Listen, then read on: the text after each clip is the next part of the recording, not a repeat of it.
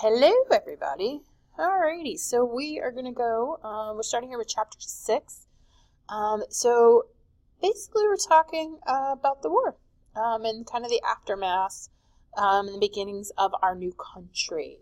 So making war, Republican governments, that is where we're at right now. Alrighty. So we talked a little bit about the war last time. But as fighting begins, the Europeans are going to believe the British are going to easily defeat the rebellion. So the history of the British military is that they win. And this will be one of the first times that they lose, especially such a drastic amount of land. They are very militarily strong. We over here in the colonies are militarily weak. We don't have the training. We don't have the money. And so it is going to definitely be a fight. The Continental Army is going to be led by our friend George Washington. And it's going to consist of 18,000 poorly trained and inexperienced recruits. So just the idea of just thinking about, literally these are people who are going to volunteer just to help the cause. They are just kind of getting ready to fight, and 1776 is going to mark when we actually start fighting for independence. So you're going to get more people that are going to volunteer, but fighting's been going on for over a year now. We don't have Continental Army's new, so it's not like we have a history of a military. There's local militias, there's groups of people in different towns and that kind of stuff. But these are not well-trained people that are dressed nicely like the British are. Americans are going to retreat as the British are going to work to capture New York City. They will capture New York City. Washington's men, they have a lot of small victories during the winter months, but the British are going to halt their campaign in the cold weather. So the British are kind of used to fighting in favorable conditions. They march in lines. They're in their red coats. They're militarily very strong. But the United States, I guess the colonies, it's a different world. I mean, they are learning from Native Americans. They're learning about ways to kind of defeat their enemy, basically. And so it's going to be very different. And this is going to be a very different battle for the British. And they're going to basically take a break during the winter time, take Christmas off, celebrate it, etc. All right, so this is what things look like during the war. So you've got your Patriot strongholds, all the red spots, which is actually quite a bit. But Great Britain has the larger port cities. They've got Savannah and Charlestown and Wilmington and Norfolk and Philadelphia, New York, Newport. They had Boston for a while. They don't maintain Boston for a long time. You've got all your Indians who are often either with the British or they're neutral. The contested areas, basically, there's just a lot of people who are not involved. And then your loyalist strongholds are covered. Okay. This is some of your battles, and this is in your book if you feel like you want to get a better look at it. But you can see the blue are the American forces, the red are the British forces, and the trips that they take. And then, of course, the blue stars and the red stars. British victories, American victories. Alrighty. So our Continental soldiers. So Congress promised Washington 75,000 men. So if you remember back to 2 minutes ago, I told you he had 18,000. So that is nowhere near what he was promised. They never reach even a third of that amount. They never even hit 25,000. It is difficult to bring recruits into the military. Most of these people are very poor. Some of them are foreign born, which means they don't really have any kind of opinion one way or the other. All of them are inexperienced. Nobody really has. You have a handful of people that have British military experience like Washington, but the last battle was 20 years before. So the people who fought with the British military in 1754 for the French and Indian War are not the same people for the most part that will be fighting in this war. Let's see, recruits are going to resent the contempt their officers have for the camp followers. And you think, camp follower. So literally women would go with the troops. They're going to help feed and care for the troops.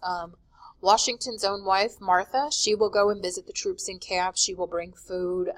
She will go and visit with them and things like that. So you have people who literally follow the troops around that are not involved in the battles. 1777, the British are going to attempt to isolate New England, but not all the generals are going to agree with this plan. General Howe, the guy on the left there, he takes Philadelphia, but the Continental Congress is going to flee. So it won't matter that he has Philadelphia, because the important people that they're trying to capture are not there. The British, led by Burgoyne, that's General Burgoyne there on the right, they're going to get trapped near Saratoga, New York, and they are going to be forced to surrender. The Continental Army is going to capture more than 5,000 British troops. So if you think back to how many people are in the Continental Army, this is a pretty big feat. Americans in Paris are going to create a military alliance with the French. And when we say Americans, this is going to largely be Ben Franklin. Ben Franklin is an old man at this time. He's in his early 70s. And he will go to France to try and get their support of the Patriots. So after the Declaration is written and it's been the decision that they are going to fight for independence, Benjamin Franklin will travel to France to try and get their assistance. All right. States, let's see. Hold on. Wartime difficulties. I missed that. Sorry about that. So you have urban populations in the north that are going to flee to the countryside. Farmers and artisans are going to adapt to a wartime economy, so they're not going to be making as much money, but they will make do.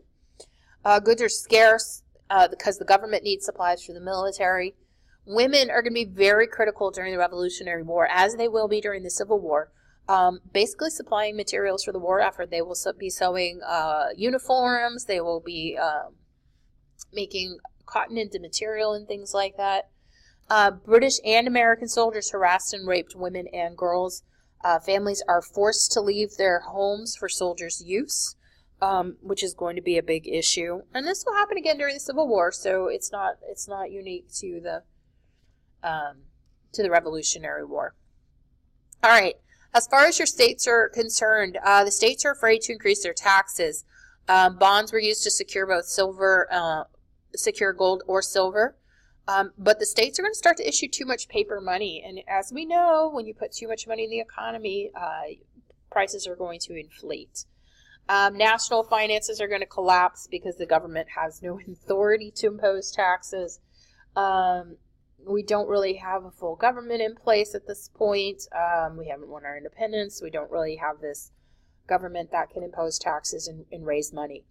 The Patriots are going to fear further rebellion as their families are suffering economic devastation. So they're concerned that people are going to turn on them because conditions are so bad. During the winter of 1777, Washington's army is going to retreat to Valley Forge. And in the film that you are watching, or should have been watching, or have watched, depending on when you listen to this, it'll show you some kind of narratives of that. But his army's going to retreat to Valley Forge, which is in Pennsylvania.